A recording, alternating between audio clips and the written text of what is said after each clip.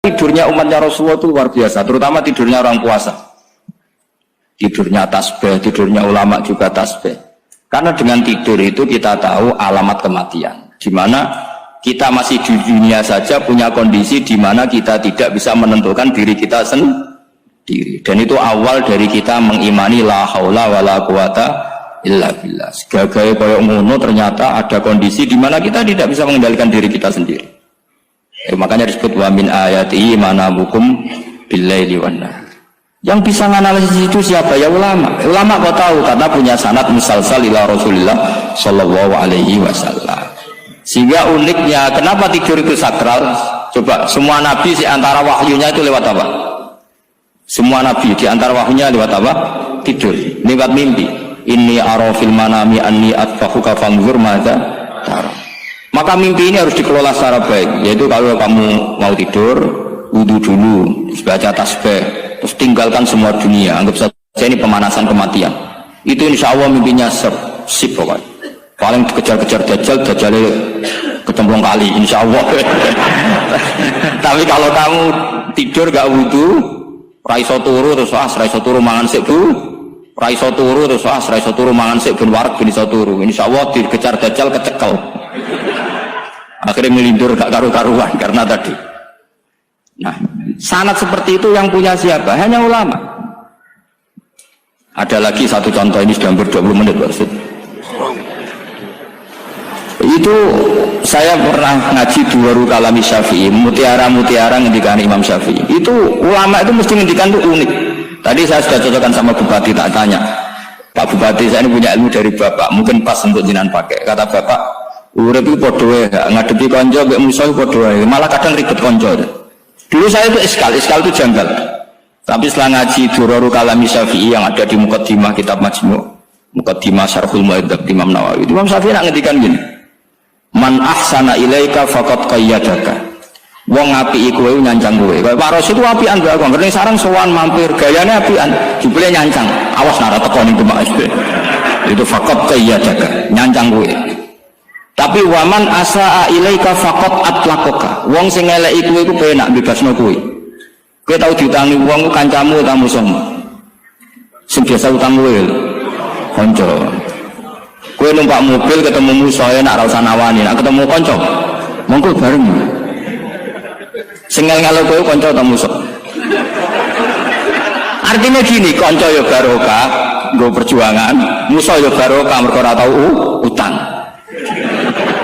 Jadi segampang itu ulama melihat kehidupan itu. Man ahsana ilaika faqad qayyadaka wa man asaa ilaika faqad atlaqaka. Jadi akhirnya kita hidup itu berkah terus.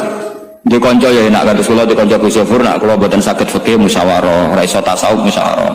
Di konco Pak Rosid, konco rai sederhana. Pokoknya duwe. Tadi kurang contoh. Kalau rai Arab kan enggak sederhana, wajahnya mewah terus. Ekonominya juga sederhana, saya sama harusnya sama-sama gak kaya. Jadi tadi nyatakan kan Gus Yofur sama Gus Bakanya ngebis. Memang saya sering sama Gus Yofur ngebis sampai sekarang masih sering. Bukan karena miskin yang jelas itu pilihan itu. Jadi ulama itu segampang itu melihat kehidupan. Saya termasuk kiai muda yang gak takut mati, bukan karena yakin di surga gitu, karena saya sering baca berdoa. Allahumma ya Allah, kata Rasulullah, kamu harus berdoa ya Allah. Ij'alil hayata ziyadatan li fi kulli khairin wal mauta rohatan li min kulli syarrin. Mungkin sekarang kita ada zina, mungkin sekarang kita ada korupsi, mungkin sekarang kita ada maling, tapi potensi itu tetap ada. Yang bisa ngakhiri itu apa? Kematian. Maka anggap saja kematian itu rohatan li min kulli syarrin, semua mengakhiri semua keburukan. Kayak apa Rasulullah memandang kehidupan? Kalau kamu masih hidup, anggap saja ziyadatan li fi kulli khairin. Saya gara-gara hidup saudaranya kersane Pak Rosid ngaji di sini. Ikhlas Pak Rosid itu sangat ikhlas. Saudaranya senior kula dipaksa nggih gelem, diintimidasi nggih gelem. Itu barokah. Nanti setelah saya mau mati, pikiran saya juga akan ridho-ridho saja. Ya Allah, ini akhir dari segala potensi keburukan saya. Sehingga kiai NU, kiai alim nek ana bajingan tukang ngemel wong kok mati, saya juga niku saya. Tanggane ora ono sing gelem muni saiki. Ini maksud, ayo Pak muni saya, Pak. Mboten saya ini tempuh, lan saya pun mati pun mboten saged nakal niku. Ya jenenge rohatan li min kulli syarrin. Kalau mayit ya rohatan lahu min kulli syarrin. Kayak apa sanad kita ke Rasulullah? Kabeh itu dimana jadi ibadah. Al hayat ziyadah fi kulli khairin, al maut rohatan min kulli syarrin. Kenal Pak Rosid ya ibadah, apalagi kenal Gus Zofur ibadah, kenal Bupati ibadah, konco perjuangan.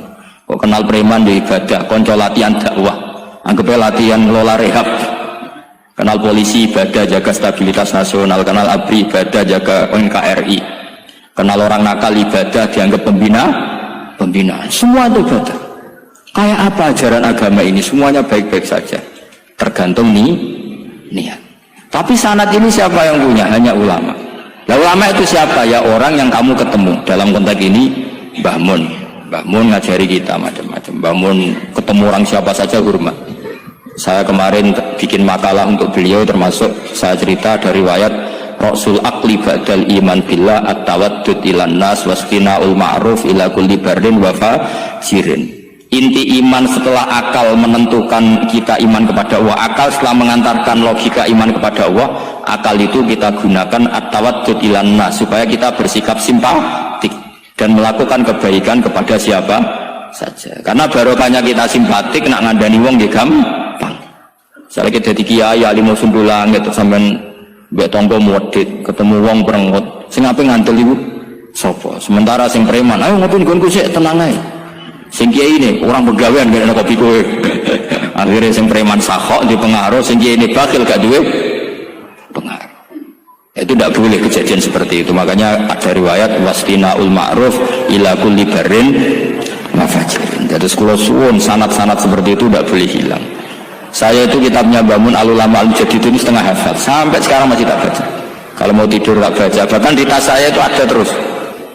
Ya karena kalau saya di Jogja kangen Bangun baca itu ketika beliau masih sugeng, apalagi sekarang.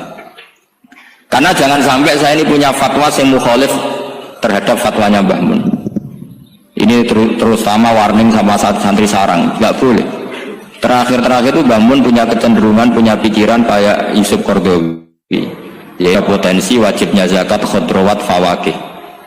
Ngertikan gini, sama sih ingat ketika ngaji sama Gus Zofur Pak Rosid kalau bangun guyon wong desa itu wis melarat gegere nganti kaya akeh wae bangun nonton nunggu gegere macul nganti kaya akeh gara-gara sing ditandur pari wajib zakat. Wong Sulawesi nandure kakao cengkeh, zaman itu cengkeh joyo berhubung ora akut gak wajib zakat padahal kaya raya. Jadi fenomena itu sering diutarakan beliau. Lama-lama beliau ngarang di Al-Ulama Al-Jadidun, beliau mengutip pendapat Ibnu Katsir, tentu di era modern kayak Yusuf Qaradawi. Sebenarnya Yusuf Qaradawi sendiri bukan mujtahid, dia yang muqallid juga. Kata Ibnu Katsir, wa mimma akhrajna lakum minal ard, yang harus dizakati adalah ma itu umum, apa saja yang keluar dari bumi. Maka kecenderungan Mbah Mun akhir-akhir itu, beliau fawakih khodrowat itu dizakati. Tapi beliau tentu tidak ilzam ya, karena beliau sangat syafi'i. Tapi ini kan saran yang baik lah menurut saya. Apa susahnya sih jadi wong lomo gitu. Wong jadi wong medhit kok bilo-bilo. Lah nek kowe tak biring iki Gus, nak khodrowat fawakih, melon, kakao, tebu wajib zakat. Tak bire ku lomo iku apik, medhit ku elek. Ngoten mawon iki. Mun ngoten. Assalamualaikum warahmatullahi wabarakatuh.